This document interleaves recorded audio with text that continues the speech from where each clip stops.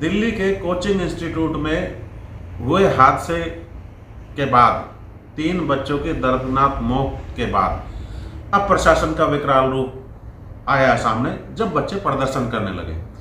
अगर बच्चे प्रदर्शन नहीं करते तो वो विकराल रूप नजर नहीं आता प्रशासन का। अब विकराल रूप नजर आ रहा है। अब एक के बाद एक कोचिंग सेंटर को सील किया जा रहा है, और जिस कोचिंग सेंटर में पानी घुस गया था और वहाँ 3 बच्चों की मौत हो गई थी, उस पर FIR दर्ज करके उसको जेल भेज दिया गया। मुझे एक बात बिल्कुल भी समझ में नहीं आती, क्या ये तो कोचिंग सेंटर तो लगातार चलने लग रहे हैं, 20-20, 25-25 साल से चल रहे हैं, और कोई एक कोचिंग सेंटर नहीं चल रहा। और केवल जो 19 कोचिंग सेंटर सील किए वही नहीं चल रहे, बहुत सारे कोचिंग सेंटर बेसमेंट में चल रहे हैं।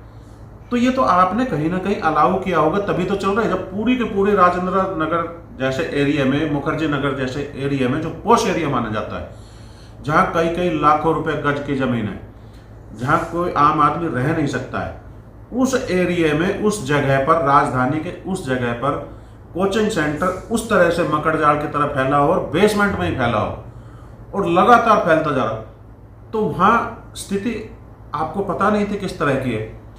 स्थिति तो आपको सब पता थी, पर आपने परमिशन भी दे रखी थी, पर आपने लिखित में परमिशन नहीं दी, मौखिक परमिशन दी, मौखिक परमिशन दी।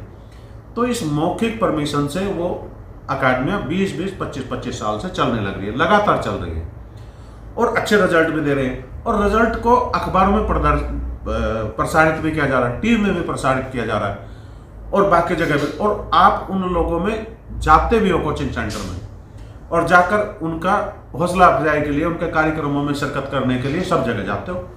तो क्या किसी को नहीं पता लग पाया कि ये कोचिंग सेंटर इस तरह से चल रहे हैं, इलीगल चल रहे हैं? वहाँ MPs भी रहते हैं, मंत्री भी रहते हैं, MLA भी रहते हैं, दिल्ली की सरकार भी रहती है, नगर निगम के लोग भी रहते हैं, पार्षद भी रहते हैं, पूरे अधिकारी रहते हैं, पूरी एजेंसी, जांच एजेंसी है, उसमें पुलिस भी शामिल है, सबके सब रहते हैं देश की राजधानी। तो ऐसे मामलों में क्या किसी की एक भी नजर नहीं पड़ी कि इतने सारे कोचिंग इंस्टीट्यूट खुले हुए हैं दिल्ली में, और वो सारे के सारे इलीगल चल रहे, सारे के सारे इलीगल चल रहे? आपने खुद ही कहा, अभी दिल्ली के मेयर ने बयान जारी किया कि कोचिंग सेंटर अनगिनत मात्रा में चल रहे हैं दिल्ली में, और जो बेसमेंट में चल रहे हैं। तो आप लोगों को बिल्कुल नहीं पता लग पाया, 20-20, 25-25 सालों से नहीं पता लग पाया कि बेसमेंट में कोचिंग सेंटर चल रहे हैं, और उसमें हादसा हो सकता है, और हादसा होने के बाद आप हरकत में आओगे? ये तो गलत बात है। और हादसा किस कारण से हुआ, इस पर भी जांच होनी चाहिए। केवल हादसा हो गया, कोचिंग सेंटर के मालिक को आपने जो है जेल में डाल दिया, और कुछ कोचिंग सेंटर को आपने सील कर दिया, और बाकी कोचिंग सेंटर को वहां से भगा दिया, ये कार्रवाई नहीं है। ये कार्रवाई नहीं है, ये लीपापोती है। कार्रवाई तब होगी जब आप उन अधिकारियों पर एक्शन लोगे जिन्होंने इन पर अभी तक कार्रवाई नहीं की।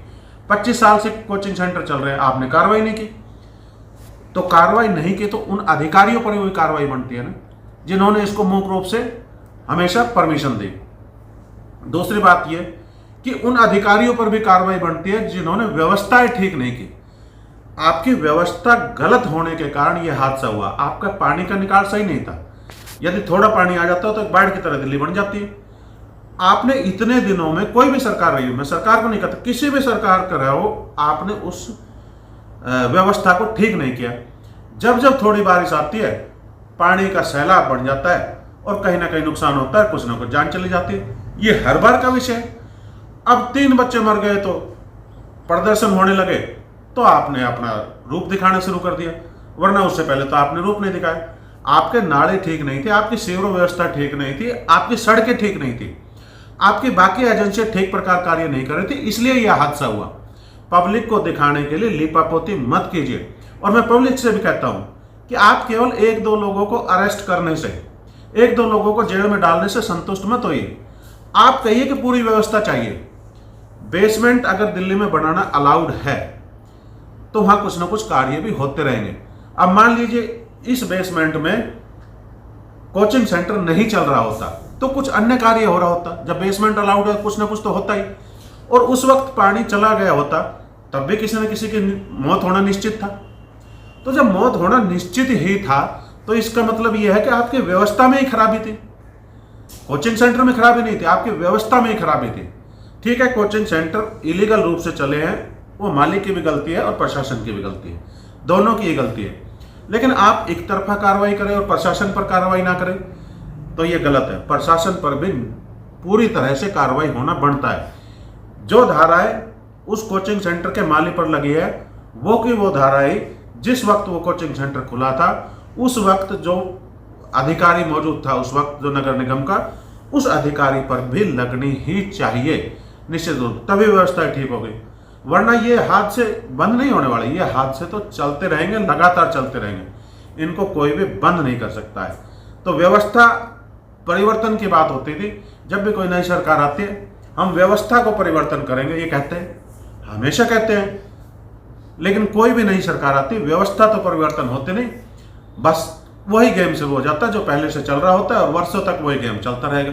और अब भी मैं निश्चित रूप से कहता हूं कि ये लीपा पोती के बाद 2-4 दिन के प्रदर्शन के बाद व्यवस्था वैसी की वैसी ही चलनी है जो चलती रहनी है। तो ये ऐसी व्यवस्था नहीं होनी चाहिए, इस पर तुरंत प्रभाव से कार्रवाई होनी चाहिए और एक कारगर कार्रवाई होनी चाहिए। और व्यवस्था परिवर्तन का मतलब कि जो सुविधाएं बच्चों को चाहिए वो सुविधाएं बच्चों को मिलनी ही चाहिए।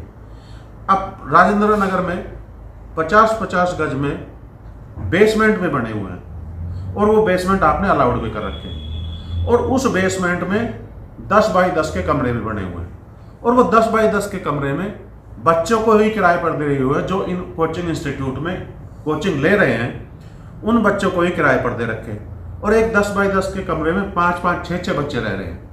वहाँ रेगुलराइज करने की जरूरत नहीं है, वहाँ भी तो कानून बनाने की जरूरत है। यदि कानून उपलब्ध है पहले से ही तो उसको कानून को कारगर तरीके से लागू कीजिए।